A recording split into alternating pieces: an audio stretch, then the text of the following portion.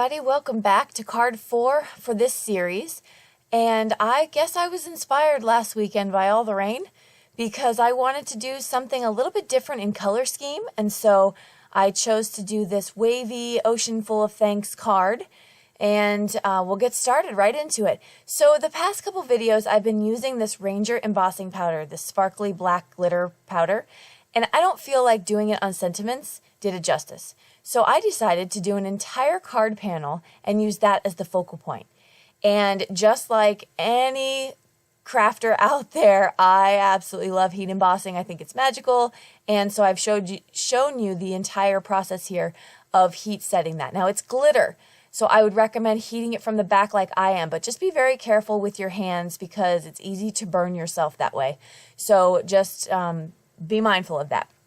So then once it was all heat set, I took Lawn Fawn wavy dies and I've cut these out to make my waves. Now the cardstock for this one, I was using Bristol Smooth, I believe, for the waves. I don't think it matters much, but it does matter when it comes to ink blending like here. So on this, using the smoky slate and then some black soot to blend those colors out because I wanted that night kind of sky, kind of dreary looking. But I have to tell you, I am seriously on this Bristol kick. I don't think there's a technique I've found that it didn't work well with. So I'm just going to stick with it for a little bit, especially when I'm using regular distress inks, because I am horrible when it comes to ink blending on Nina Solar White with regular distress. So I think this is my go-to paper from now on for that technique. Once I've blended that out to the colors that I like, I'm taking my Spritzer bottle and I'm going to give some of those water droplet effect on the card. So that was very simple and very light. I didn't do much for that. Now I'm putting down my waves in different dimensions. The first one's going to go flat with some score tape, really strong score tape. And I left the very top of the wave a little bit open. You'll see why in just a minute. And then the bottom is going to go on with some 3M foam mounting tape, and I've covered that completely. When I looked at it here, I thought it looked a little bit long, so you'll see me trim that down in just a minute.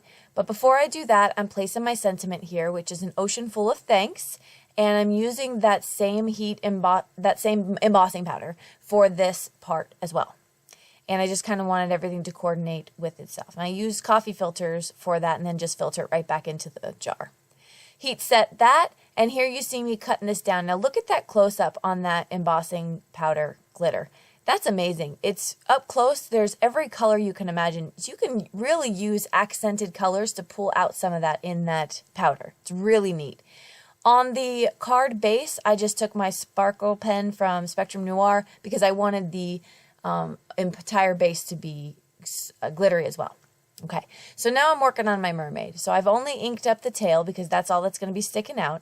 And then I'm going to take my Spectrum Noir markers, very, very simple coloring. I used 3 different colors, but it really didn't look that much, like there was much effort put in, much shading or anything like that. I just chose these 3 colors because they worked well together. So I'm just coloring that in. If you notice up on the left-hand corner, I have the card with a different tail sticking out. Now that tail that I have, that's from a different stamp set, different company, and it's more of a cartoony type whale. And it looks really cute as well, but it's not a mermaid tail, it's a whale's tail, and I didn't want that for this card. So I wanted to stick with the kit, and so I decided to go with the actual mermaid's tail. And you can definitely tell the difference of the two. So I'm just adding some sparkle to that tail as well, and then I'm going to place that right behind the highest wave.